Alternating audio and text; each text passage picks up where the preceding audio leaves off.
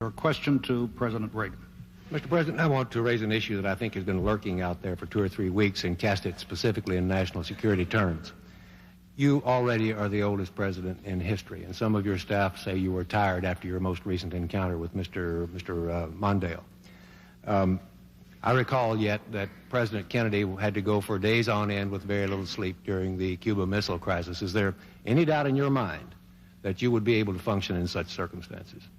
Not at all, Mr. Truitt, and I want you to know that also I will not make age an issue of this campaign. I am not going to exploit for political purposes my opponent's youth and inexperience.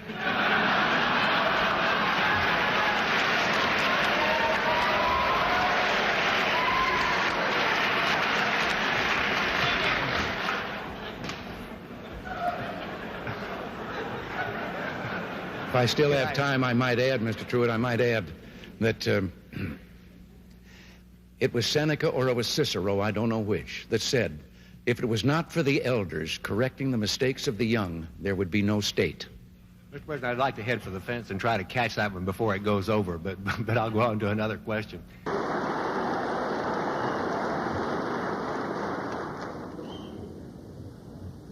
Mr. Speaker, Mr. President, distinguished members of the Congress, honored guests, and fellow citizens.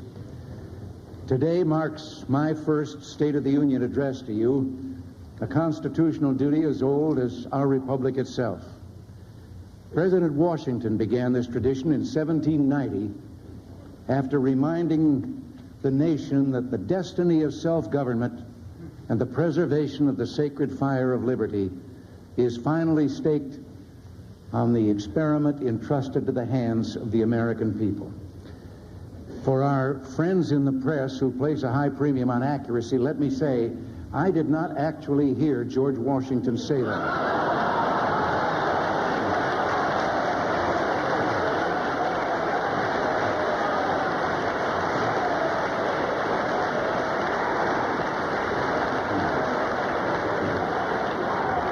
But it is a matter of historic record.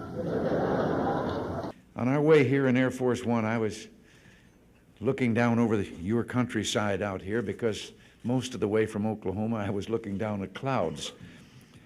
And I could say that it reminded me of a story, but actually I wanted to tell the story whether anything reminded me or not. It was about a fella that was driving down a country road, and all of a sudden I looked out, and there beside him was a chicken. He was doing about 45, and the chicken was running alongside. So he stepped on the gas, he got it up to about 60, and the chicken caught up with him and was right beside him again, and then he thought, as he was looking at him, that the chicken had 3 legs. But before he could really make up his mind for sure, the chicken took off out in front of him at 60 miles an hour, turned down a lane into a barnyard. Well, he made a quick turn and went down into the barnyard too, and there was a farmer standing there. And he asked him, he said, did a chicken come past you? And he said, yeah. Well, he said, am I crazy, or did the chicken have 3 legs? And he says, yep, it's mine. He says, I breed 3-legged chickens. And the fellow said, for heaven's sakes, why? Well, he says, I like the drumstick, Ma likes the drumstick, and now the kid likes the drumstick, and we just got tired of fighting for him. And the driver said, well, how does it taste? He says, I don't know. I've never been able to catch one.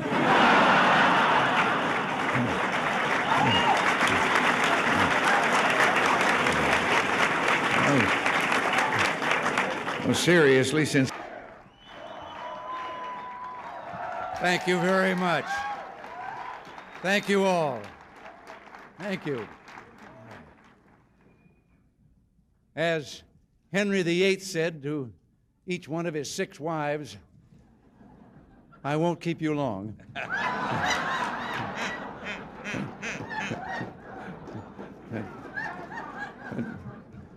I spoke of the difference between our 2 countries. I try to follow the humor of the Russian people. We don't hear much about the Russian people. We hear about the Russian leaders. But you can learn a lot because they do have a sense of humor, and you can learn from the jokes they're telling. And one of the most recent jokes I found kind of, well, personally interesting. Maybe you might tell you something about their country. The joke they tell is that an American and a Russian were arguing about the differences between our two countries. And the American said, look, in my country, I can walk into the Oval Office, I can hit the desk with my fist and say, President Reagan, I don't like the way you're governing the United States. And the Russian said, I can do that. The American said, what? He says, I can walk into the Kremlin, into Brezhnev's office, I can pound Brezhnev's desk, and I can say, Mr. President, I don't like the way Ronald Reagan is governing the United States.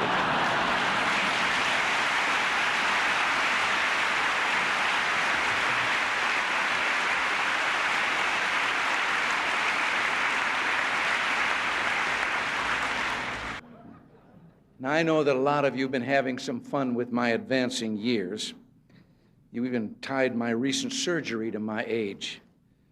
Well, I got to be honest with you. I had that same operation when I was young, and it felt so good I wanted to have it done again before I was too old.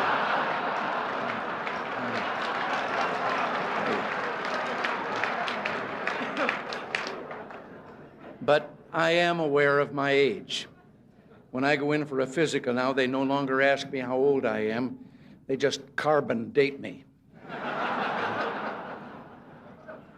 Incidentally, I've got a news item for you. We have a spin-off from our Star Wars research. It's a helmet for me to wear at press conferences.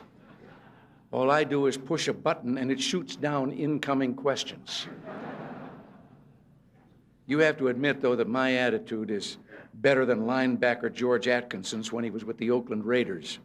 Someone asked him what the player's reaction would be if the press box blew up. He said we'd have 30 seconds of respectful silence and then continue with enthusiasm. Now, honest, I don't feel that way. Maybe once in a while. Nancy, would you like to join me up here please?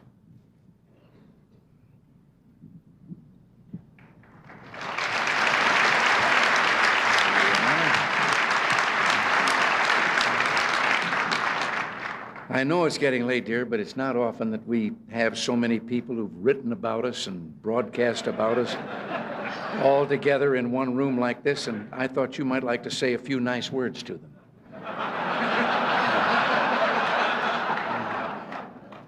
They're all from the press and radio and television. Maybe just a friendly little greeting would do.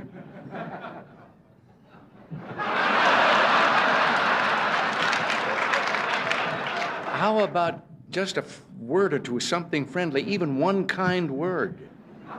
I'm thinking. Seriously, my friends, as always, we've had our share of laughs tonight at one another's expense, which is as it should be in a city where the issues are important and the passions run so deep. Maybe the fun and good nature of evenings like this is a good place to start. So thank you for your hospitality and thank you for inviting us. Thank you. All right. Thank you.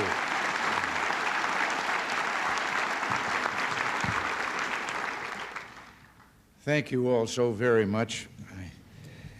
In all the 36 anniversaries of my 39th birthday, this has certainly been the most memorable.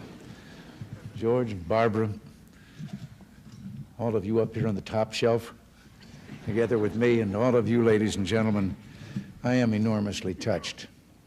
Yes, today is my birthday. 75 years ago, I was born in Tampico, Illinois, in a little flat above the bank building. We didn't have any other contact with the bank than that.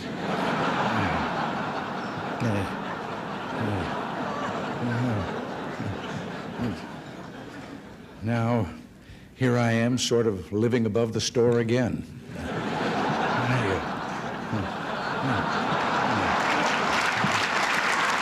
And you've already, it's kind of been touched upon here that, speaking of old times, you may have heard that tomorrow is my birthday. Now you know about that. I prefer to think of it as the 36th anniversary of my 39th, but I'll be just about due for a midlife crisis. In fact, I'm thinking about a career change. Drop this political business and See if I can't do something different like radio or the movies. Well, maybe I'll give politics another 3 years. This time of the year always tends to be a summing up time for me. It's been swearing in time, and the new year every year, and a birthday, the 36th anniversary of my 39th birthday. I always think age is relative. There was once a very famous baseball pitcher, Satchel Paige, and no one quite knew how old Satchel was, but he still was throwing that ball. And somebody asked him about that, and his wise answer was, "How old would you be if you didn't know how old you were?" And that's how I came up with 39. Well, the late Jack Benny had something to do with that. He was 39 for more than 40 years. I can't close without one story about doctors that he will understand very well. Have you ever noticed how easy it is if you're introduced to someone at a party or a dinner or something and he's introduced as doctor? And then there's always those people that suddenly start saying, "Doctor, I've been having..." Well, we had a fellow in show business, Moss Hart, the playwright, who was an inveterate along that line. And so one night at a cocktail party in Hollywood, he was introduced to a Dr. Jones. And almost immediately he started talking about, "I've been having this low back pain." And the fellow that introduced them said, "Moss, Dr. Jones is a doctor of economics." And that didn't stop Moss at all. He said, "Doctor, I was buying some stock the other day." No. Well, I don't want to go on too long. This is, after all, Las Vegas. And outside just a moment ago, I saw a fellow trading 10 passes to the Reagan talk for 1 ticket to Frankie Valley. I'm mindful, too, that bringing things to a good conclusion is always a tricky business. You were told that I was a sports announcer, WHO Des Moines. Well, back in those days, the great evangelist Amy Semple McPherson was making a tour of the country holding revival meetings, and one of them in Des Moines. Now, the station thought it would be a good idea, an enterprising public relations man, to interview Amy Semple McPherson. But why they picked a sports announcer to interview that noted evangelist, I'll never know. But there we stood in the studio, and I asked her several what I thought were appropriate questions, and then she answered graciously, but then went into a very fervent plea about the success of her meeting. And I sat down until suddenly I heard her saying goodnight to our radio audience, and I looked up at the clock, and there were only 4 minutes to go. Well, I didn't know enough about Amy Semple McPherson that I could fill 4 minutes. So I got up, and in those days of radio and disc jockeys and so forth, I started thanking the noted evangelist Amy Semple McPherson and so forth, but I did like this, which means get a record ready. And the fellow out in the control room through the window reached out. There was always records around there for such contingencies, and picked one up and put it on the table. And I said, "Ladies and gentlemen, we conclude this broadcast by the noted evangelist Amy Semple McPherson with a brief interlude of transcribed music." I expected nothing less than the Ave Maria. The Mills Brothers started singing Minnie the Moocher's Wedding Day.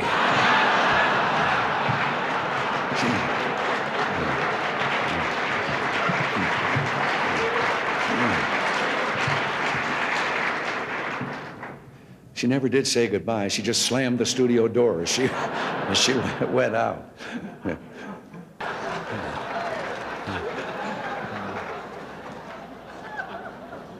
And by the way, on the matter of the INF treaty, I told the Senate not to worry about verification. I told them I'd take care of it.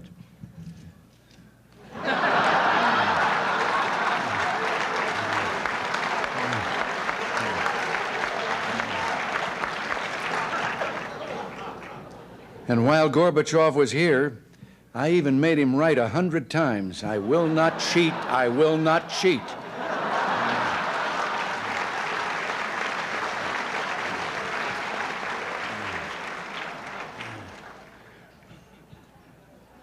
Oops.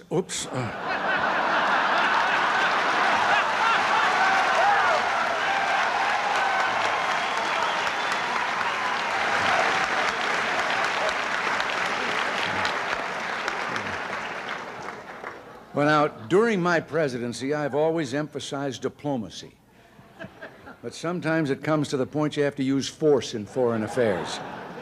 And here I am, arm wrestling General Noriega for Panama.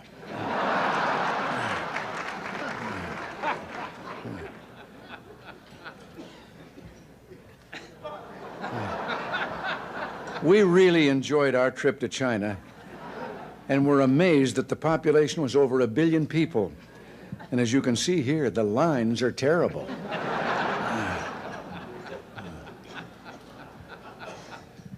On another trip, the government of Indonesia gave us these gifts, and they're our friends.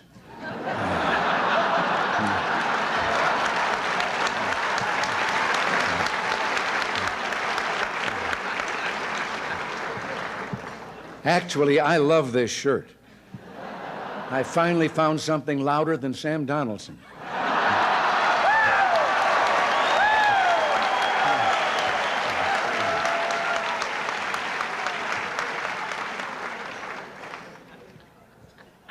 And speaking of the press, remember during the Contra Aid vote when the networks wouldn't let me on the air? I bet you wondered how I finally got my message out.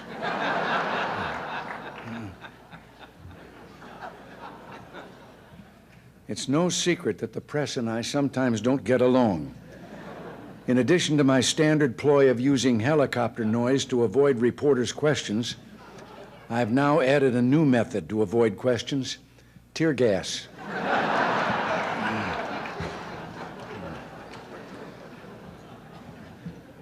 I've loved almost every minute I've been in office, although there were a couple of trips to the hospital.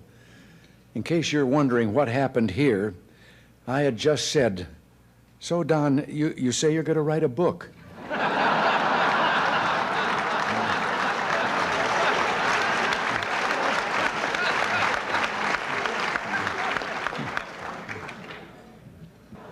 One of my greatest enjoyments is talking to the young men and women who defend us from attack.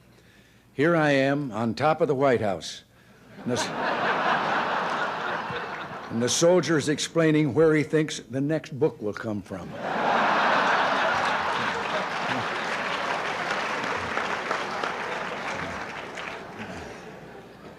It's fortunate that not everything has been spilled in these books, however. I hope the environmentalists never find out about this one.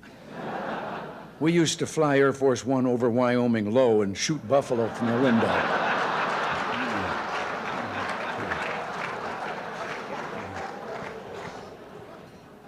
But I'll tell you someone I trust totally, George Bush. He's been a wonderful vice president, and he'll make an excellent president.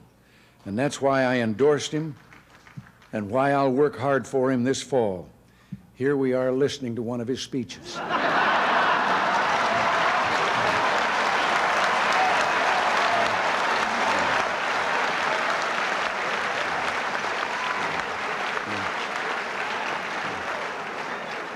You here tonight do good, hard, creative work, and I respect that too. So, as we say our farewells here tonight, this salute's for you.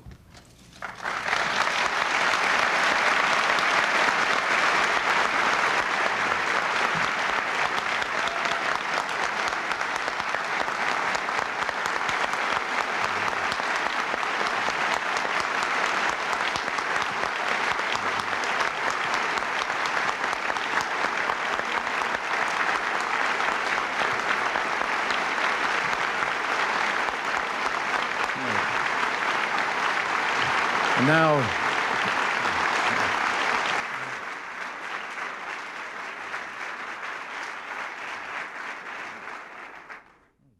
thank you very much, but I think George and I should be applauding you. I thought it'd be good to get together now that we've all rested from our summer vacations. And although it's true summer vacations aren't always restful, you know that leads to a story. There was a fellow that was on his way to a mountain resort, and a policeman stopped him and said, "Did you know that you're driving without taillights?" And the driver hopped out of the car. He was so badly shaken that the officer took pity on him and said, well, now, wait a minute, calm down. It's not that serious an infraction. The fellow said, it may not mean much to you, but to me it means I've lost my trailer, a wife, and 4 kids.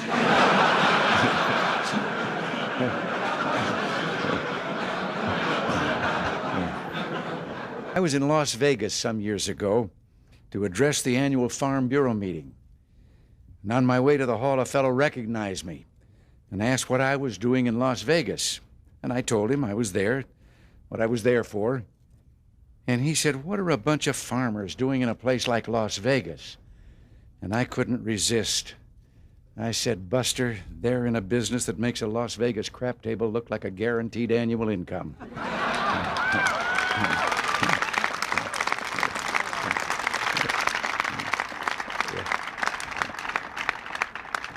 You know, there's a story about a pig and a chicken. They got tired of farm life, decided to find jobs in town. They no sooner arrived in town when a chicken spotted a sign in the window of a restaurant. It said ham and eggs, $1.25. The chicken suggested they go in and apply. And the pig said, wait a minute. For you, this job only requires a contribution. For me, it's a total commitment. You know, I can't resist. I'm accused, and certainly in some elements accuse me of too much of telling anecdotes and so forth. But I think it'd be appropriate before I say anything else that one of my favorite stories about government had to do with an employee who sat at a desk and papers came to his desk. He read them and determined where they were to go and initialed them and sent them on. And one day a classified document came there, but it came to him, so he read it, initialed it, and sent it on. 24 hours later, it came back to him with a note attached that said, you weren't supposed to see this. Erase your initials and initial the erasure.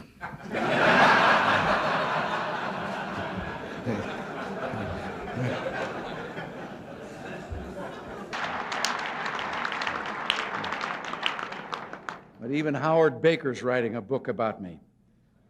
It's called 3 by 5, The Measure of a Presidency.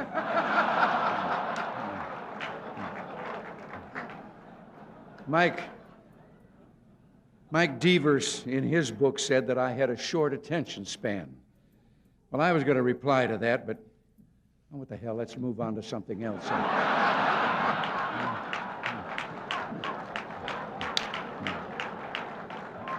Now,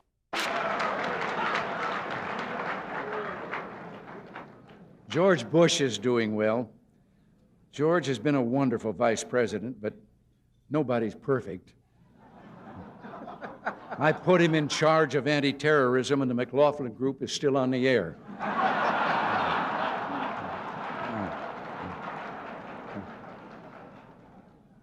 But with so much focus on the presidential election, I've been feeling a little lonely these days. I'm so desperate for attention, I almost considered holding a news conference.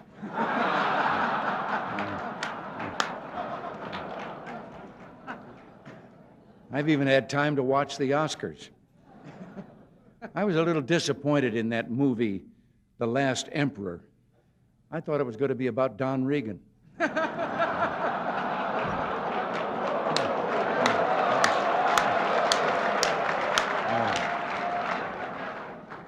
Now, one example is a story they tell. You know, you have to wait 10 years there for delivery after you order an automobile. And so a fellow had finally gotten the money together and was going to buy an automobile. Only about 1 out of 7 families have them in that country. And he went through all the paperwork and everything and finally signed the last paper, laid down his money, and then the man behind the counter said, come back in 10 years and get your automobile. And the man said, morning or afternoon? And wait. The fellow behind the counter says, well, what difference does it make 10 years from now? And he said, well, a plumber's coming in the morning.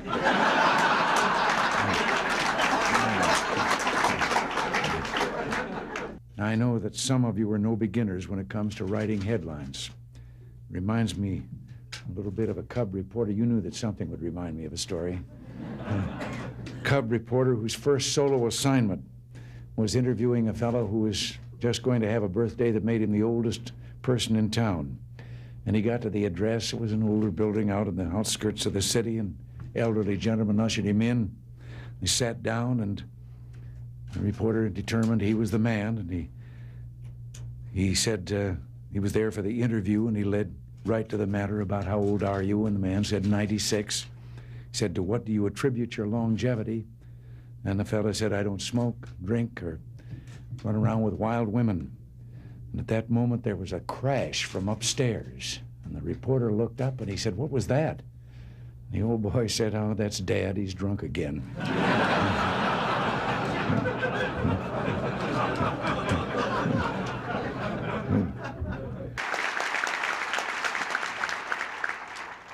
You know, there was a time that being a Republican in this area of the country felt a little bit like being Gary Cooper in High Noon, outnumbered in a big way. I remember the story of the fella here a while ago who was running for Congress as a Republican. He stopped by a farm to do some campaigning, and when the farmer heard he was a Republican, his jaw dropped, and he said, wait right here. He said, while I get Ma. She's never seen a Republican before. So he got Ma, and the candidate looked around for a podium to give his speech from. The only thing he could find was a pile of that stuff that Bess Truman took 35 years trying to get Harry to call fertilizer. So he got up on the mound, and when they came back, he gave his speech. End of it, the farmer says, that's the first time I've ever heard a Republican speech. Candidate said, that's the first time I've ever given a Republican speech from a Democratic platform.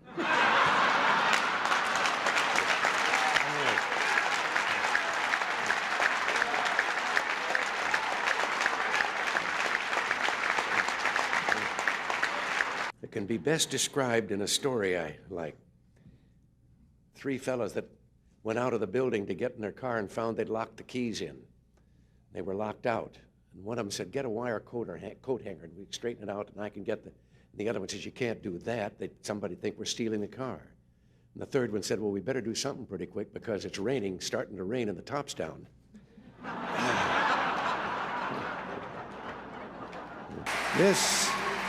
This convention brings back so many memories to a fellow like me.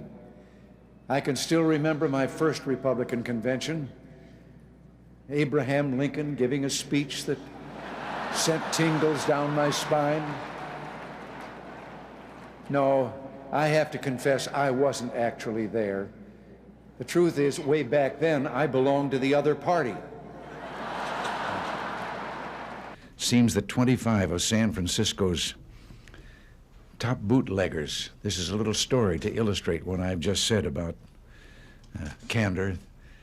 They were arrested back there in those days of the Volstead Act, and as they were being arraigned, the judge asked the usual question, of course, about their occupation. And the first 24 were all engaged in the same professional activity.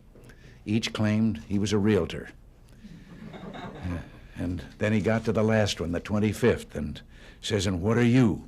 He asked the last prisoner, and the fellow says, Your Honor, I'm a bootlegger. And the judge was surprised, but he laughed, and he said, well, how's business? He said it'd be a lot better if there weren't so many realtors around. President Alfonsi and I have much in common. We both have gone through many campaigns and asked for votes from many different kinds of people. Down in Texas during the 1976 primary, they had me out knocking on doors. And I remember one kind of rural area. I'd been governor of California, but I wasn't all that well known in Texas, and I knocked on the door, and an old fellow in his undershirt and jeans came to the door, and I told him I was running for president, and having been in the occupation I'd been in for a number of years, I was kind of surprised when he asked me what I'd done for a living. And I told him I'd been an actor, and then he asked me what my name was. And I thought, well, maybe if I give him a hint. And so I said, well, my initials were RR. And with that, a face lit up, and he turned and he ran back into the house, and he was yelling, Ma, Ma, come on out here quick. Roy Rogers is outside.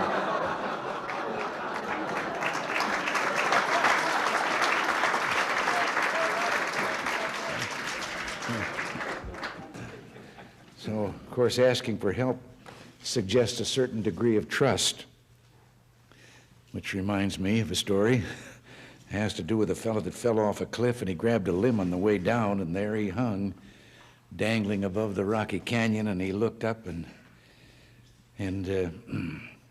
didn't see anyone, and he finally shouted out, "Oh, Lord, if you're up there, tell me what to do." And a moment later, a voice came booming down from the heavens that said, "If you have faith, let go." Well, he took another look down at those rocks 200 feet below, then looked up again and says, "Is there anyone else up there?"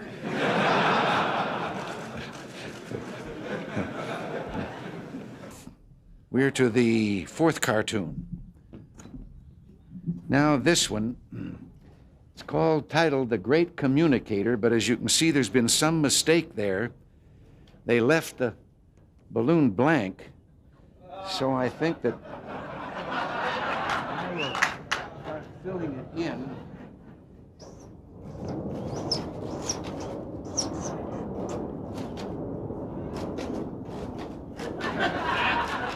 I forgot what I was going to say.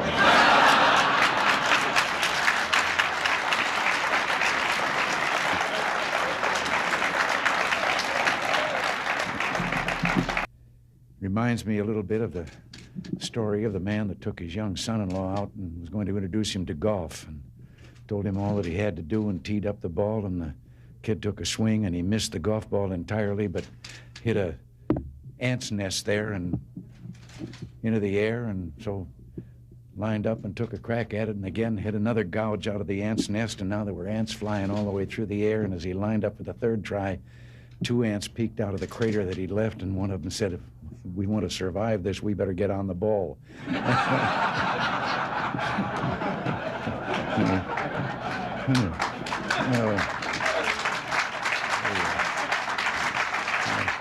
Being a former Democrat myself, I know how difficult it is. We're proud to have you all with us. I have to tell you that I had started working for the party before I got around to joining it. And one night, 1962 state campaign in California, I was speaking at a fundraiser, and a woman stood up in the middle of the audience and asked me if I'd re-registered. And I said, "No, but I'm going to." She said, "I'm a registrar." She walked right down the middle aisle, put the paper up, and I signed up, and then said, "Now, where was I?"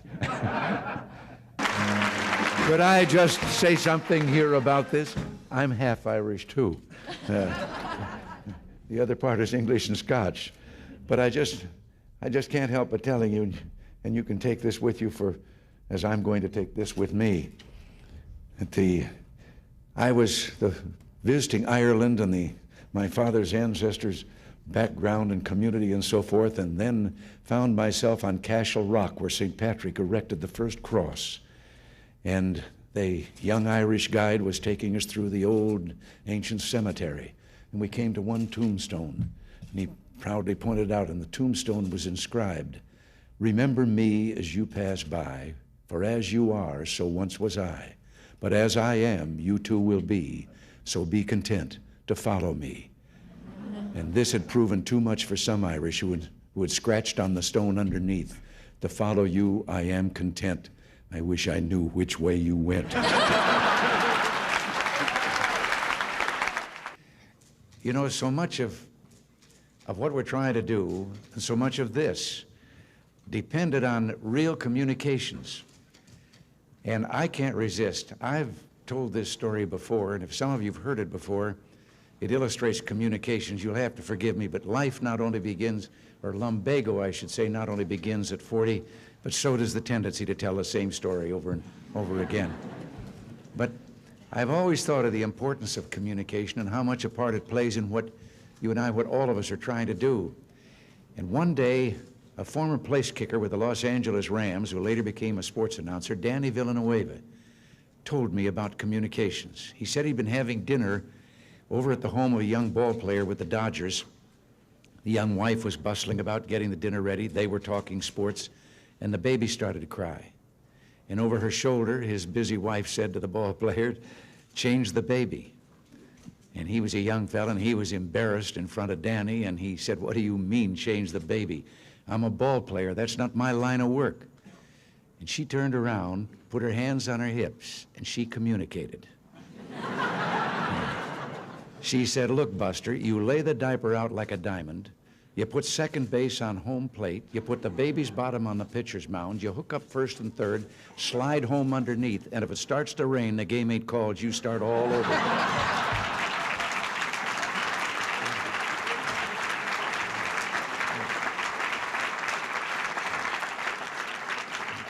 Something else I have to interject here, although this is not an occasion for humor. But I've had a kind of a hobby lately of collecting, by way of dissidents, stories that are told behind some of those iron curtains and those iron walls by the people themselves, showing their own cynicism about the system under which they're forced to live. And one recently that I heard had to do with 3 dogs that were having a conversation, an American dog, a Polish dog, and a Russian dog. And the American dog was telling them about how, well, he barks, and then in our country, his master gives him some meat. And the Polish dog said, "What's meat?" And the Russian dog says, "What's bark?"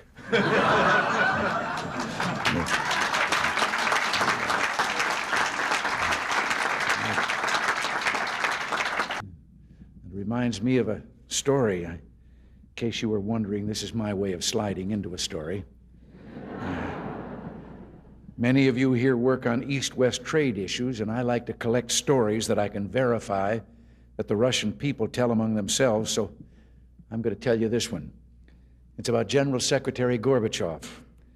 Seems that as part of the campaign to straighten things out there in his country, he had issued an order that everyone caught speeding or seen speeding should get a ticket, no matter how important they might be. Well, one morning he was out at his country home and realized that he was running late for a meeting that he had in the Kremlin, and he went out to get in his car and told the driver to get in the back seat that he'd drive. And he did, and down the street he went, and they passed 2 motorcycle policemen, and the one of them took off after him.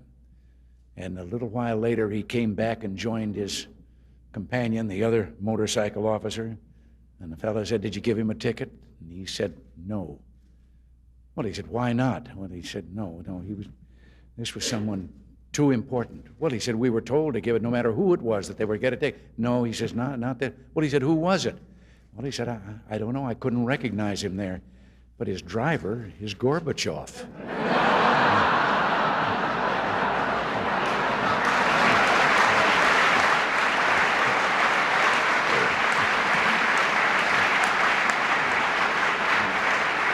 I have to tell you right here, I have been collecting stories that I can absolutely establish are told by the people behind the Iron Curtain in the communist bloc.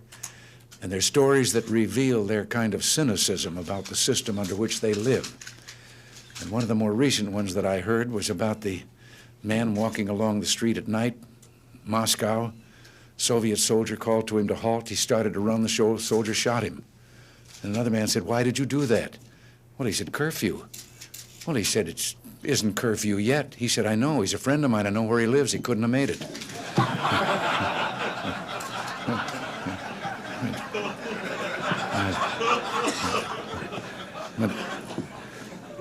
Slander number 3.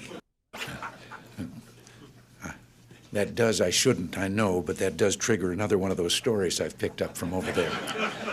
They came to General Secretary Gorbachev, and they told him there was a woman in the Kremlin, and she wouldn't leave unless she could see him. So he said, "Well, bring her in," and they brought her in. And he said, "Old mother, what is it? What?" She said, "I have a question." He said, "All right." She said, "Was communism invented by a politician or a scientist?" Well, he said, a politician. She said, "That explains it. A scientist would have tried it on mice first."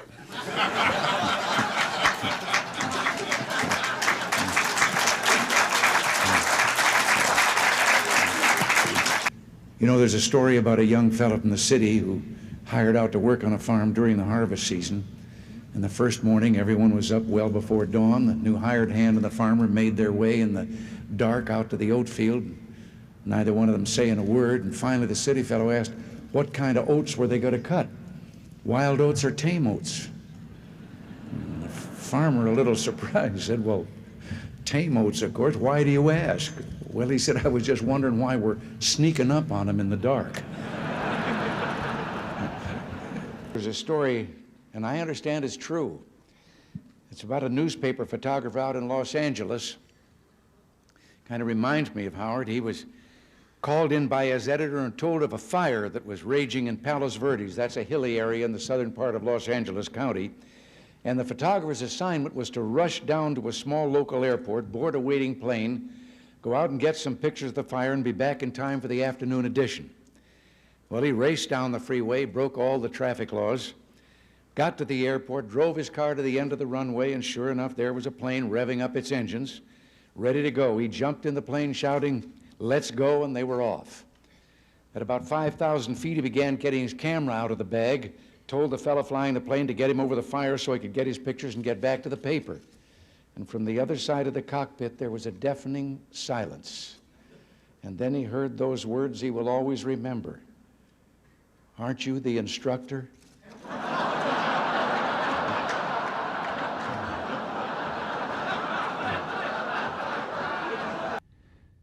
You know, when I think of the welfare system, it reminds me of a story, and I know some here have heard me tell this before, and maybe everybody knows it, but pretend that you haven't heard it because I like to tell the story.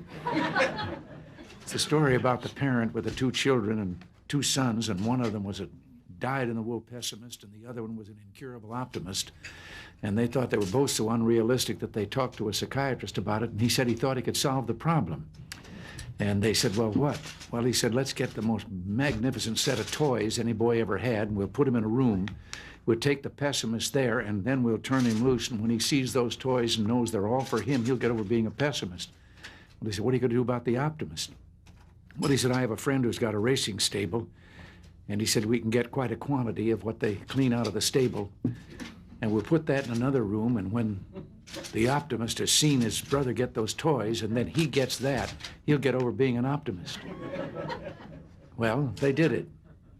Finally, after a period, they then went in and followed in where the boy was with the toys, and he was sitting there crying, and they said, what are you crying about? He said, well, I know somebody's going to come and take these away from me.